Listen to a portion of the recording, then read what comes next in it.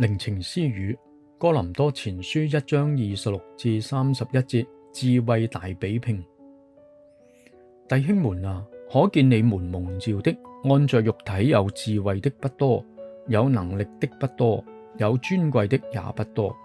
神卻揀選了世上愚拙的，叫有智慧的羞愧；又揀選了世上軟弱的，叫那強壯的羞愧。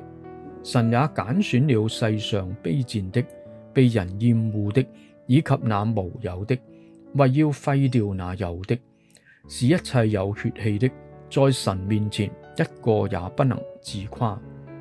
但你們得在基督耶穌裏是本乎神，神又使他成為我們的智慧、公義、聖潔、救贖。如經上所記，誇口的當指着主誇口。保羅講出福音嘅特點，以人嘅智慧係諗唔通，並且看為愚拙。呢個人睇為愚拙嘅福音，哥林多教會係其中嘅受惠人。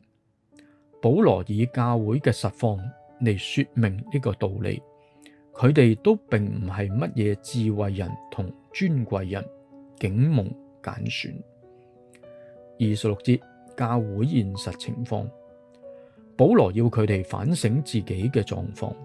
其實佢哋信主嘅人，按人嘅標準嚟睇，有智慧嘅人唔多，有權勢嘅人唔多，出身尊貴嘅都唔多。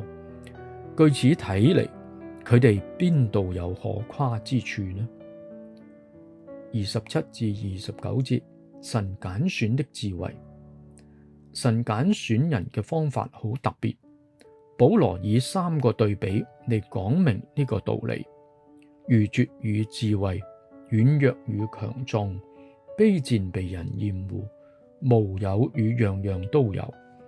世人嘅標準會揀選強壯、智慧同豐富嘅，但神偏偏揀選愚拙、軟弱、無有。呢個就係神嘅智慧。叫人唔能夠以自己嘅能力嚟到誇口。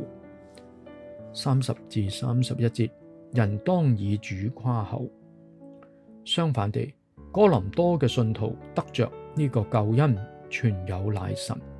神就係佢哋嘅智慧，係指神特別嘅揀選方式。公義就係我哋被神稱為義。聖潔係指我哋有聖潔嘅地位，救贖係我哋嘅生命完全得贖。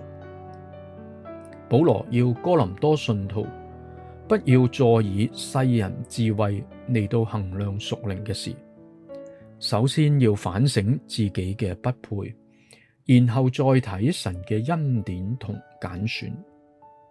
保羅指出結黨紛爭嘅原因係高舉人，以人嚟到誇耀就係驕傲。保羅解釋點解哥林多教會唔可以人嚟自誇呢？喺救恩上突顯出神嘅最高智慧，呢個救恩係神嘅揀選，人全無功勞可言。呢度都提醒我哋，常常帶着一種靈裏邊嘅謙卑嚟到生活，都常常心存讚美嘅心，因為呢個不配嘅人竟蒙揀選。親愛天父，你嘅智慧無限，無可匹敵，喺冇可能嘅事情竟變為有可能。今日我哋得着拯救，按我哋嘅本相本係冇可能，但因為你嘅揀選，竟成為有可能。我哋實在經歷到福音本係神嘅大能。天父，我哋感謝你。阿門。問題思想：第一，點解神嘅愚拙總比人智慧，神嘅軟弱總比人剛強呢？第二，神揀選人嘅智慧係乜嘢呢？